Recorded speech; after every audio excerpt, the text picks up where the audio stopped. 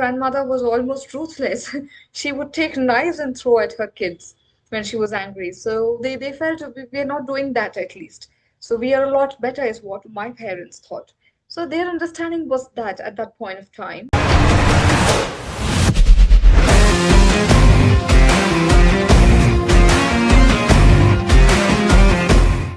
Welcome to the Toastmasters session, and today we are going to discuss about the childhood, reliving the childhood, the best moments we had in the childhood, maybe better or worse, whatsoever. When we relive them, reimagine them, and retell them, we may not tell the same way we said about them a year before. Today, because of the experience we have gained, from lot many years, our narration changes, our story changes, our interpretation changes, and how we look back at our childhood. Maybe truth becomes more evident, the perspective becomes better, and the truth of how our childhood was becomes different this year. It may change next year again, but for this year, let's see how our childhood was. So the first question is, was your childhood happy or sad?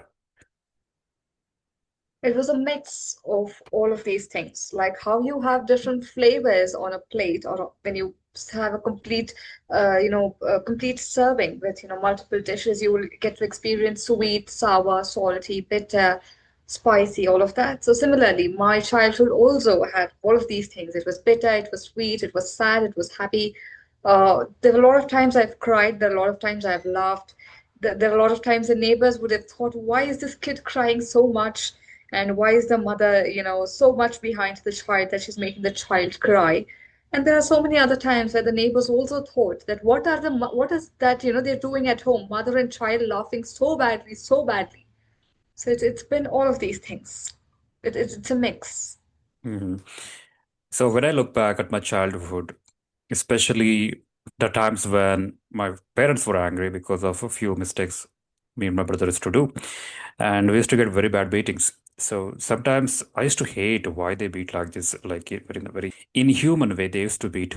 So it was really horrible. But when I look back today, maybe that's what they felt the best way to train the children, and with their maturity at that age, that was what seemed the best for them, so they did it. So today I don't hold anything against them. I look at them and understand, okay, that's what they felt the better or the best, and they did it. So are there any moments like when when your parents uh, didn't treat you well, or bet you, or maybe made you suffer and you didn't take it rightly? Definitely, almost every day or every alternate day at least for something or the other. There's nothing as, this or that a few times. It's almost every time. Okay, if it's not mom, then dad. If it's not dad, then mom. It's one of them for some reason, something. And most of the days I used to hate them. I used to think, what is this? But like you said, today when I look back, I understand that a lot of times that is what they were taught, that this is how parenting is. That is what they have seen. And my grandmother was almost ruthless. She would take knives and throw at her kids when she was angry. So they felt we're not doing that at least. So we are a lot better, is what my parents thought. So their understanding was that at that point of time. And anytime I go and tell them that, look at my friend's mother, look at my friend's father, they don't do all of these. So that time they say that, we are nowhere concerned with your friend. You are our child, we are concerned about you. But when they have to compare, when it comes to anything in terms of marks or grades or achievements or anything, that time this thing doesn't come into them. That you are our child, we are only concerned about you. No, this thing never happens with them. So yeah, it has always been that. I think most of them have the same opinion that they hate it back in their childhood, and as they grow up, they realize that sometimes their parents were also innocent at some point of time. Innocent, that's a question to be debated. Okay, So, can you describe about your childhood traumas? What are the traumas you had in childhood, or maybe how long they affected you? Have you come out of them, or still they are, you know, in your head, or you're not able to process them, or anything you learned from them? How do you look at it? Traumas, definitely. Not one, but many. Okay, that's the truth. You're almost year on year. The worst part is that I should say the at least the bigger things started when I was in 2017, the year. And every academic year, it starts from June and goes to the next year, March. So it's a 10-month academic course time that you get. So any given year, you're not studying in one particular grade. You are in one particular grade, you're finishing and you're transitioning to the next grade. Okay, so this 2017 was the year I was in ninth grade in the beginning, and then there were summer holidays, followed by moving to 10th grade. So this time was when ninth grade was a little terrible for me when I, at least with school, because I didn't know whom to trust. I thought I had a lot of friends, or at least I knew people better, or people were good to me. But I didn't know that, they were backstabbing or talking bad about me behind my back. There's nothing much they could do through backstabbing because I never depended on anyone as such. I would take care of my things maximum myself. So that was one way that I could escape. But people talking ill about me even when I wasn't was something that I just couldn't take it at that point of time. It's the first time I'm going through these things. And since I couldn't trust anyone, there was only one person on this planet I could trust, and that was my mother. Okay, so I would come to her every day, narrate every single thing I could, every bit of it. I wouldn't remove anything, okay, from that narration. And my mother knew everything. She knew what I was going through. And yet she had to break my trust at some point of time. And that was too bad when I had nobody else to, even trust and tell that I'm going through this. So yeah, it was in the month of March of 2017 that the first time this happened. And it went about for 2 weeks. Okay, it went and it was a little big thing at home. I said, fine, whatever happened has happened. 2 weeks later, it got resolved. And when it got resolved, my mom felt bad. She came and she sat next to me, cried all out, saying that I am really sorry. I know what I did was wrong. I shouldn't have done it, all of that. I said, okay, maybe it's a human thing. Anybody can make a mistake or have some misunderstanding, and that's completely fine. So I let go of it. Just 2 months later, so this is happening somewhere in the mid of April, and 2 months, somewhere about in June. Okay, another sillier incident, and that got escalated, and that went on for a long time. That went on until the very next year. So I think till 2018, Jan, beginning of Feb. Until then, I had to go through all of these. So then I thought, what did this person mean by saying that I'm sorry? I shouldn't have, done all of these. But then I said, okay, the worst thing was I thought that this I've seen through all of these, I've gone through all of these, and what more is left?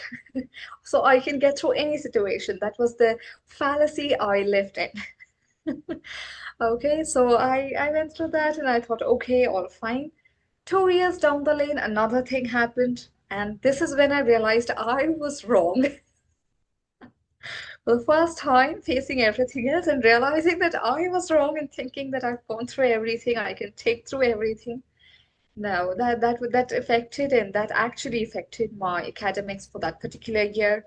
And that went on for a while. And then I just told myself that no matter what, I wouldn't give up on aspects where I don't want to give up, such as academics or dance or things like that. But yes, one mistake I did was to not cry out or express the emotions at the right time, with the right intensity.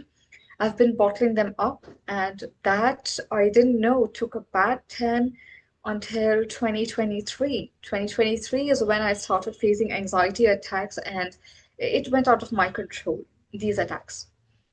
So that is when I realized that, I didn't even realize then that this was the reason until very, very recently that I didn't know that this was the reason for it. And yeah, it takes some time. I'm still trying to heal, working on that, and let's see how that goes. So when we look back, from the childhood, we have been battling a lot many fears, and after few years of experience, the fears which we had earlier will vanish and we get to know them. Oh, come on, nothing to worry about. It's just uh, an imagination of the mind, and it keeps enlarging it, and we start fearing. And after getting to know, we overcome that fear. So, what are your fears which you overcome, and few which still remain the fear? One such fear was the thing is about, talking to people of other gender.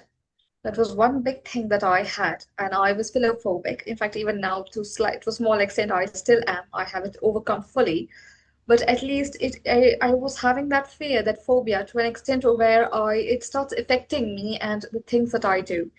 Even in office or in workspace, when I had to interact with, male colleagues, it became very difficult. I would try maximum and interact with female colleagues until recently we started the series of overcoming the fear. So when that happened, I realized this is one thing and this is one chance I get to escape or break away from it. So I said, okay, it doesn't matter what. If it requires me to go up front and approach that particular person first for a help that I require, I'm doing it. So doing that, yes, this is one thing I've come over. There are a few more things. For example, I used to fear examinations to a very bad extent. I was always kept underconfident whenever I go for exams since childhood. And that was a bad thing. I didn't know that it can have such a bad impact. I knew the impact of overconfidence. I never knew the impact of underconfidence, and that was impacting all through until my final semester of engineering. Okay, so final semester of engineering is when, some things, there were some clashes at home, and I don't know, somehow that made me, break from that thought process. And 15 days following that, we just had our exams, and I went without fear. That didn't mean that I compromised on my preparation. Of course, I had my preparation going on, but yes, I went without fear. I did it, and I gave one of my best shots ever. So that is when I realized that this fear was actually a barrier or was stopping me for a long time. So, yes, this is another thing that I also overcame. Now, also about another fear is talking or being very honest. Until very recently, I never opened up about all of these things. People never knew that, I'm such a person who went through all of these.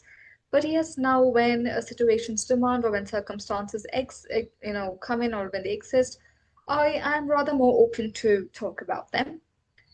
And yeah, one of the fears I'm still working on is asking for help at the right time. I somehow don't, maybe because from my childhood or school days that I didn't have people whom I could trust who would talk bad or ill behind me and who would try to backstab at any given chance. I became so much independent that when really I need help, I don't ask. So somewhere this fear has been impacting it, and now slowly I'm working towards that. It was a good expression, and yeah, it's really good memories or bad memories when we relive them and when we talk about them, we get out of them. We become better when we actually look back at them from the external point of view because we are not in the present. Those things are already in our past. So the effect of those incidents or maybe traumas are not on us anymore. Maybe slightly some significant effects or few things still maybe lingering on a consciousness or maybe unconsciousness or maybe decision making patterns. When we look at archetypes, when we look into psychology, how our archetypes are formed and how our traumas are affecting us, and how one battles with those kind of elements, psychologically suffers, overcomes, and sees the darkness and fear through and through and comes over it. It's a long process. As long as a person doesn't look back, doesn't evaluate, or doesn't look into the darkness and fear straight into that hell, one never comes out of it because one keeps running away from it because it scares. But once you actually pause and look at it and address it, I think that loses the effect on us. That's true. That's really true. So, this is a wonderful session we had. Thank you, Pooja, for being on this show. So, let's wind it up. Let's see you the next week. Thank you, sir. It was a good time.